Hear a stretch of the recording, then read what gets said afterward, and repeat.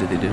Why do they do it? Riding and crashing and winning and always faster and faster and faster.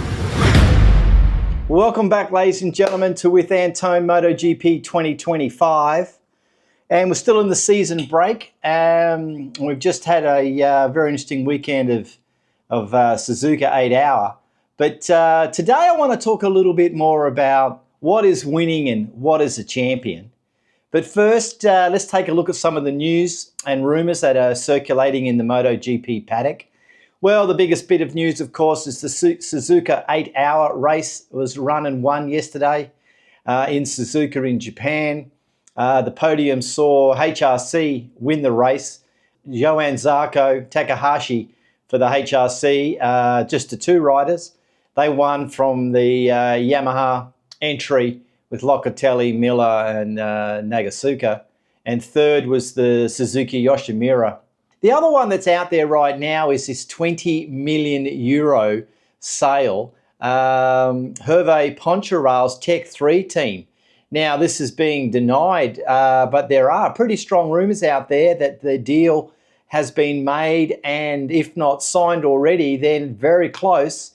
So that will mean that Gunther Steiner's group will actually be coming on board and taking the team in some form, whether it's complete ownership, the grid spots themselves, it's a little bit up in the air, but it's safe to say 20 million euro coming in for Hervé Poncharal. And that's really quite exciting. And this is the start of what Liberty are really bringing to the sport. As we discussed, there's going to be a lot more money coming in. And the final bit of news out there is that B4 Yamaha, that's going to be raced next year, the last year of the 1000 cc's, which I think means that we're going to see it in a race this year. Okay, so I want to ask the question, what is really winning and what is a champion? And I thought I'd look back at some of the previous champions that we've had. It's more than just winning. There's other things that come together, you know, what career achievements. Now, you can't stop but, you know, look at Mick Doohan. You know, he had 137 race starts for 54 wins. So, you know, that put him on the win rate of nearly 40%. I think that's the best. Marc Márquez sits at around 35%. Casey Stoner at 33. To give you some idea, Mr. Go Free Bagnaia is sitting at around 26%. And I think if you look at podiums, so if you're looking at podiums, it's Mick Doohan again at 69%. I mean, it's every time. It's 7 out of 10, he put it on the box. Marquez is at 57, Stoner at 60, Rossi at 53, Lorenzo at 56, that is. Give you some idea where Pecco, Mr. Go Free is. He's sitting at around about 49%. But there's also qualities that make a champion. And what are those qualities? Well, one is overcoming major challenges.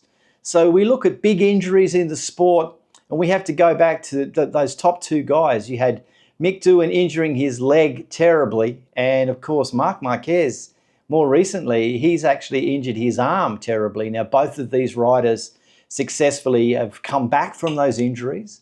Mick Doohan's classical 5 titles after it. But there's other things like intangibles, like riding under pressure. Can you handle the pressure? What happens when you change bikes? Now, we've seen that this season. We've seen a number of well-credentialed riders change bikes. Marc Márquez is obviously the one that's made a huge success of it. Pecco Bagnaia didn't even change bikes, but he can't seem to ride around the problems. And riding around the problems is another great criteria for what is a champion. Many of the great riders have been able to jump on anything and go fast. You know, Stoner jumped from Ducati across to Honda. Marc Márquez has done it from going from Honda to Ducati. Valentino Rossi did it from Honda, jumping across to Yamaha. But it's also how unique you are. Do you need to copy someone else's data? Do you need someone else? Do you need to be that person in qualifying sitting in behind someone, or can you lead on your own? Famously, we saw the pit box with the wall built down the middle between Rossi and Lorenzo, so they couldn't share data. I think if you look at one lap speed, that's probably another criteria. And the one lap speed for me is I look at pole positions. The highest pole rate of the riders I've looked at is Mick Doohan on 42%.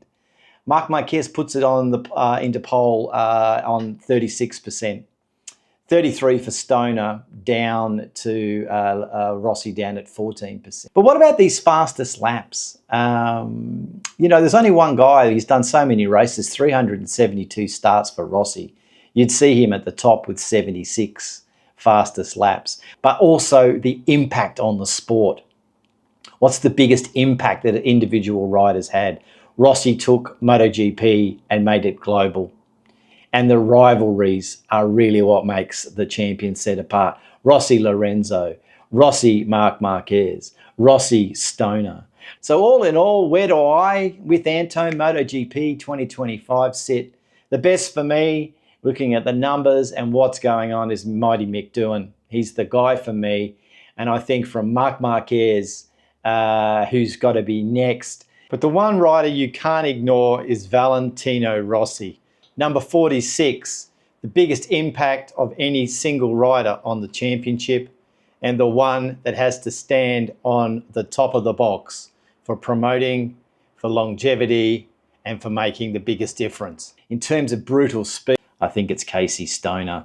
What makes a champion?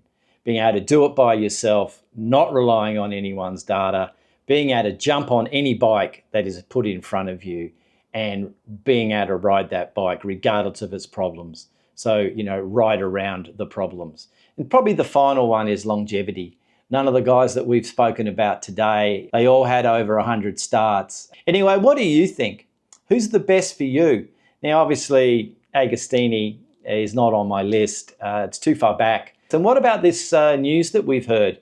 Fantastic. Is it great news for Tech 3? Is Steiner really buying in? Has Liberty played their first 20 million euro investment card? And what about the V4 Yamaha? Anyway, give us your thoughts. Drop it down below. If you've liked today, then give it a thumbs up. And of course, I'd love a subscription. Okay, bye for now.